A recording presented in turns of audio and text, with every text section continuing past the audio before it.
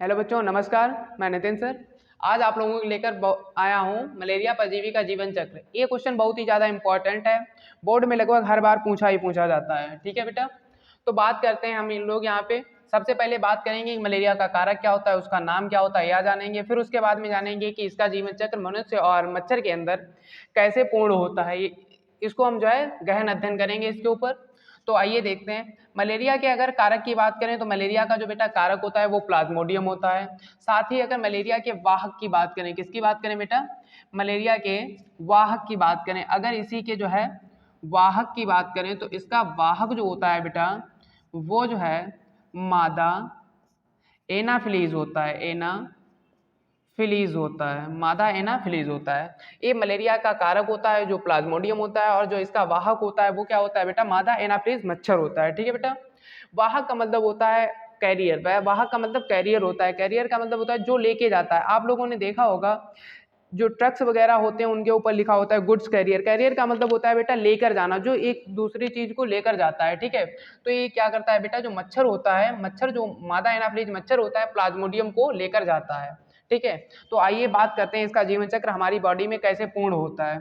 तो यहाँ पे देखिएगा बेटा, जो मच्छर है, मच्छर की लार में स्पोरोजाइट अवस्था जो है संचित रहती है।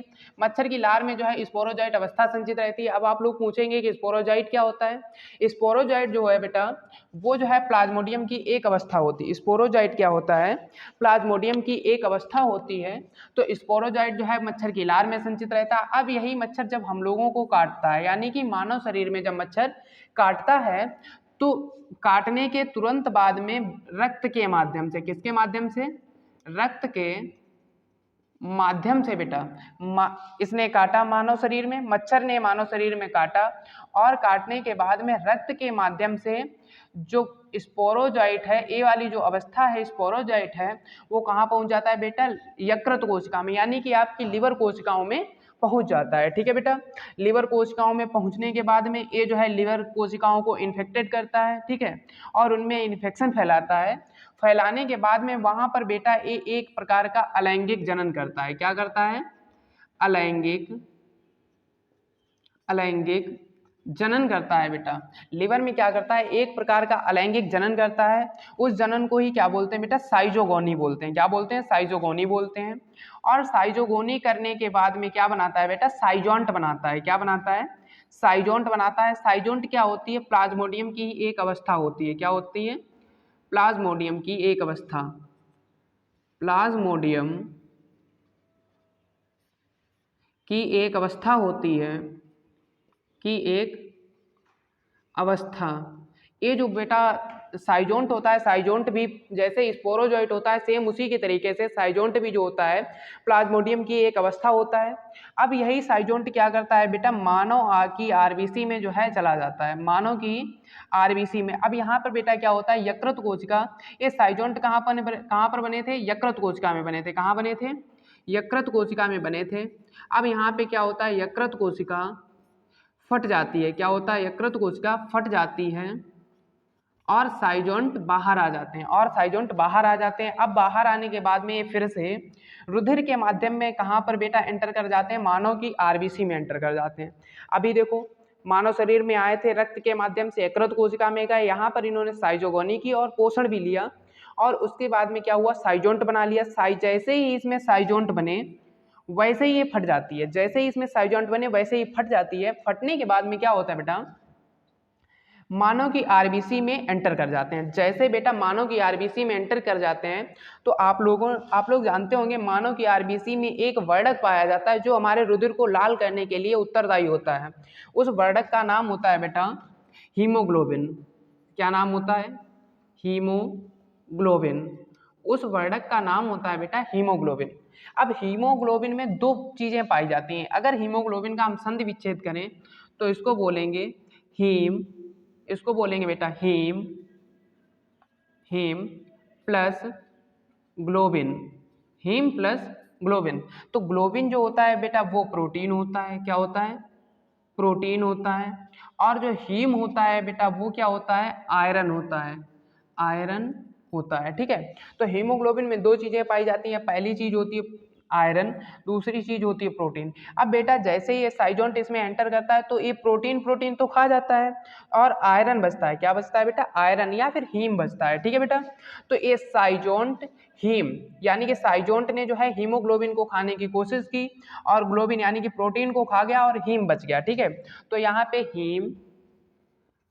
Plus haem plus schizont schizont haem plus schizont मिलकर क्या बनाते हैं बेटा? हीमो ज्वाइन बना लेते हैं। क्या बना लेते हैं?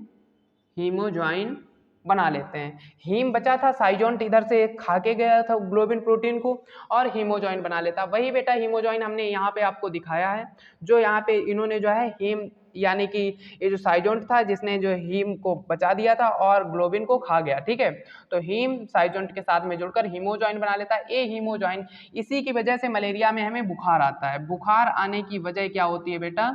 इसी का रिलीज होना। बुखार हमें जो है इसी की वजह से आता है, इसी की वजह से आता है। ठीक है, इसी की वजह से हमें मलेरिया में बुखार आता है बेटा, इसी की वजह से हमें मलेरिया में बुखार आता है। ठीक है, हीमोजॉइन की वजह से। अब देखो बेटा, यहाँ पर इसने मानव आरबीसी में हीमोजॉइन यानी कि इसने जो है हीम को बचा लिया और ग्लोबिन को खा गया। ठीक है बेटा, तो जो है यहाँ पे इसने हीमोजॉइन बना लिया। अब देखो बेटा, फिर से ये क्या करता है? साइजोगोनी करता है, एक प्रकार का अलैंगिक जनन करने की कोशिश करता है और यहाँ पे क्या करता है बेटा? युग्मक बना लेता है। क्या बनाता है? युग्मक बना लेता है।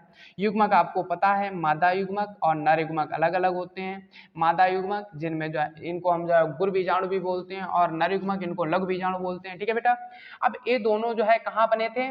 मनुष्य के अंदर बने थे। कहाँ बने थे? मनुष्य के अंदर। अब यहाँ पे मच्छर जब दोबारा काटेगा, क्या होगा? मच्छर दोबारा काटेगा, जब मच्छर दोबारा काटेगा तब ये जो है मच्छर के अंदर चले जाएंगे। जब मच्छर दोबारा काटेगा तो ये कहाँ चले जाएंगे? मच्छर के अंदर चले जाएंगे और मच्छर के अंदर जाने के बाद में क्या करेंगे बेटा? ये मच्छर के अंदर गए, ये देखो मच्छर ने काट लिया और मच्छर को काटने के बाद में कहाँ चले जाएंगे? मच्छर की आहार नाल में। आहार नाल का मतलब होता है जहाँ पे मच्छर के अंदर पाचन होता है या पोषण होता है, वहाँ पे चले जाएंगे आहार नाल में। और आहार नाल में क्या होगा बेटा? इनका परिवर्धन होगा।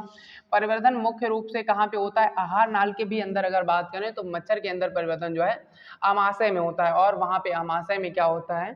आमाशय में ये परिवर्तन करेंगे। परिवर्तन के बाद में ये वही अवस्था बना लेंगे जिस अवस्था में ये जो है लार में संचित होते हैं, स्पोरोजाइट अवस्था बना लेंगे और पुनः जो है उसकी आहार नाल से निकलकर लार में आकर संचित हो जाएंगे।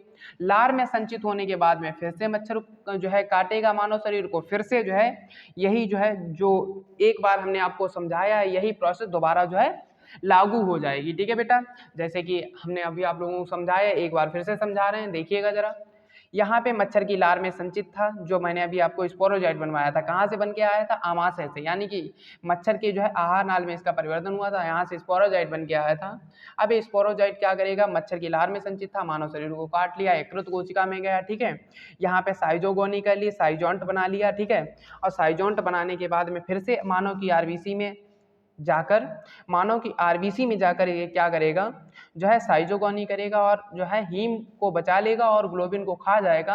हीम और साइजोंट मिलकर हीमोजॉइन बना लेगा। ठीक है, तो हीमोजॉइन की वजह से हमें बुखार आता है। ठीक है बेटा, और जो है यहाँ पे साइजोगोनी हो जाएगी। साइजोगोनी के बाद में युग्मक बनेंगे, नर युग्मक मादा युग्मक अलग अलग बनेंगे। ठीक है, मच्छर जब दोबारा हमें काटेगा तो मच्छर के अंदर ये चले जाएंगे और उसकी आहार नाल में क्या करेंगे बेटा? आहार नाल में जाकर परिवर्तन होगा और स्पोरोजाइट बना लेंगे। ठीक है बेटा, तो यहाँ तक का ये पूरा इसका वर्णन रहा है। एक क्वेश्चन हम आप लोगों को यहाँ पे बता रहे हैं, जो क्वेश्चन बोर्ड एग्जाम में बहुत ज़्यादा पूछा जाता है। क्वेश्चन पूछा जाता है कि किस प्रोडक्ट की वजह से या फिर किस केमिकल की वजह से जो है हमारे अंदर मलेरिया का जो है मलेरिया के लक्षण उत्पन्न होते हैं। किस प्रोडक्ट या किस केमिकल की वजह से हमारे अंदर जो है मलेरिया के लक्षण उत्पन्न होते हैं। ये क्वेश्चन बहुत इंपॉर्टेंट है, तो वो उसका आंसर होएगा हीमोजॉइन। उसका आंसर बेटा होएगा हीमोजॉइन। ठीक है, हीमोजॉइन की वजह से हमें बुखार आता है, ठिठुरन होती है और बहुत सारे जो है लक्षण, जो मलेरिया के लक्षण उत्पन्न होते हैं, वो हमारे लक्षण इसी की वजह से उत्पन्न होते हैं। ठीक है बेटा, तो आज के लिए इतना ही, बाकी जो है अगले वीडियो में बताएंगे हम आप लोगों को। धन्यवाद।